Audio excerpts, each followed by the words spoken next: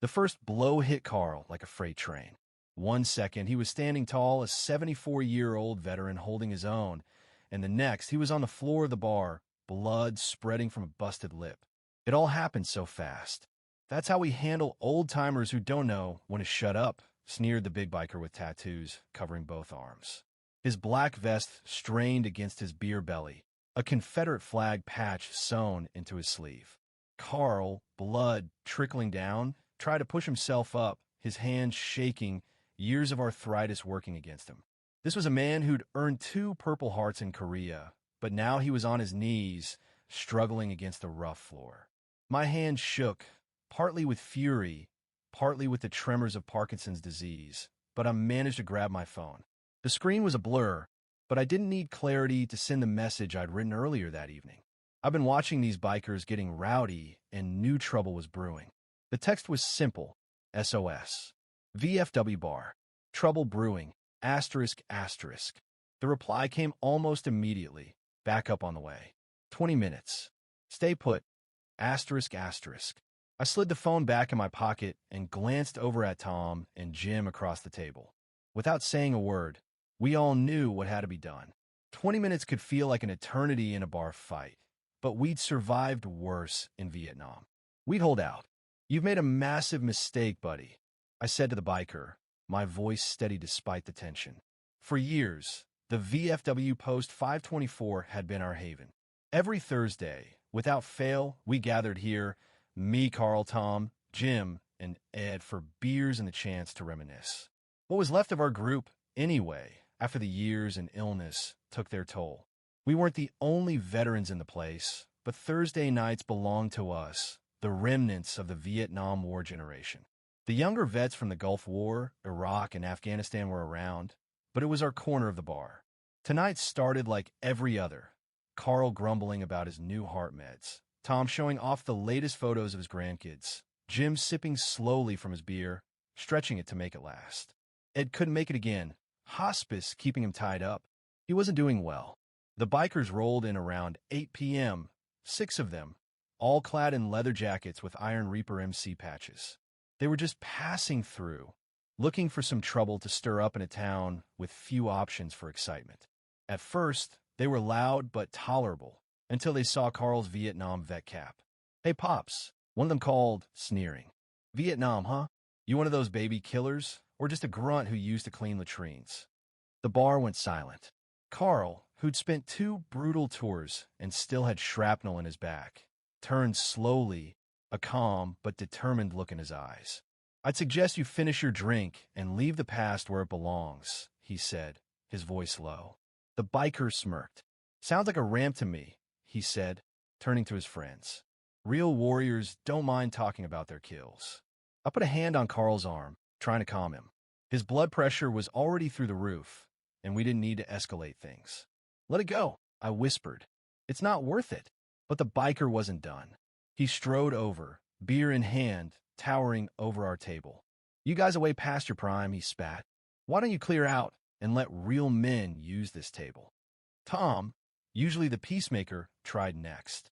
"Plenty of tables open, pal. We'll be out of here soon enough." "I'm not your friend, old man," the biker snarled. Then, without warning, he dumped his beer all over Tom's pictures. "Oops," he said mockingly. "Guess your grandkids' photos got wet." That's when Carl stood up. He was 5 feet 8 inches, but in that moment he was solid steel. He squared off against the 6-foot-tall biker. "You need to leave," Carl said quietly. The punch came fast.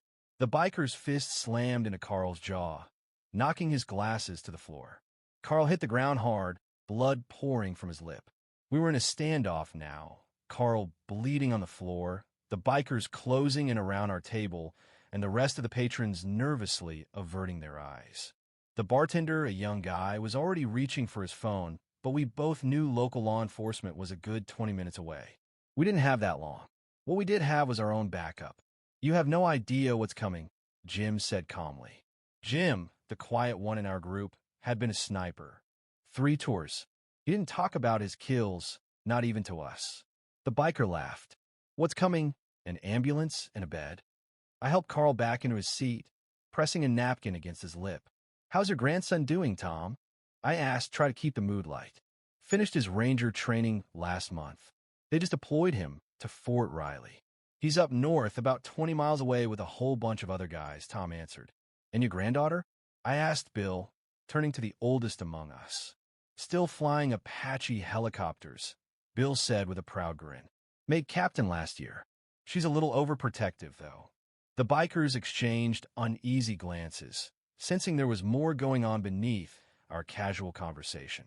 What the hell are you old-timers talking about? The biker demanded.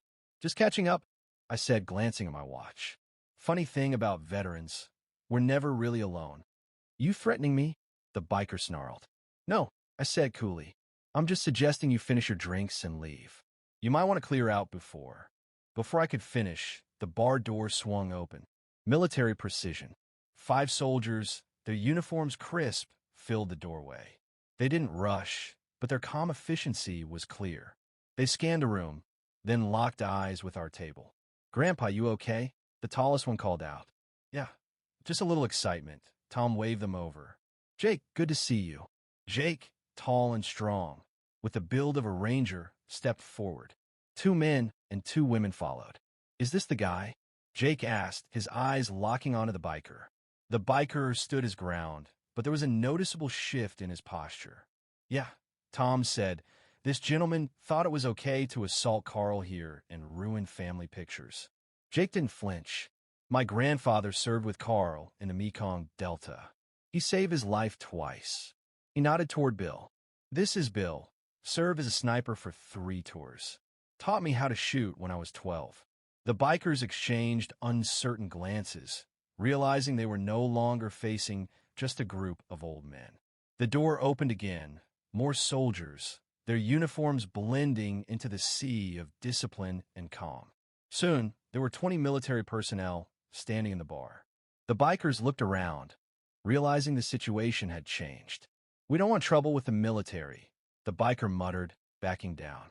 You should have thought about that before assaulting veterans, Jake replied, his voice quiet but firm. Tom, with his 2 Purple Hearts, Frank, who had served through the siege of Key Sand, Bill, a seasoned sniper, and me, a medic, all sat there silently. How was I supposed to know you weren't? The biker stuttered. Captain Wilson, Bill's granddaughter, stepped forward. She was a captain in the Army, her military bearing unquestionable. That's the point, she said, looking at the bikers. You saw old men and thought we were easy targets. But you were wrong. One of the younger bikers, barely in his 20s, pulled at Knuckles' arm. Man, let's just go. This isn't worth it. Knuckles brushed him off. We didn't do anything illegal. He just fell, that's all. Actually, I have video of the assault, said the bar's commander, a retired Marine colonel. He showed his phone, the video clearly capturing the attack. Normally, I'd call the police, but since family's handling this. He turned to Captain Wilson. What do you think? She paused, considering. I think education is better than prosecution. The colonel nodded. All right then, he said, addressing the bikers. Here's what's going to happen. You're going to apologize. You're going to pay for Carl's medical bills.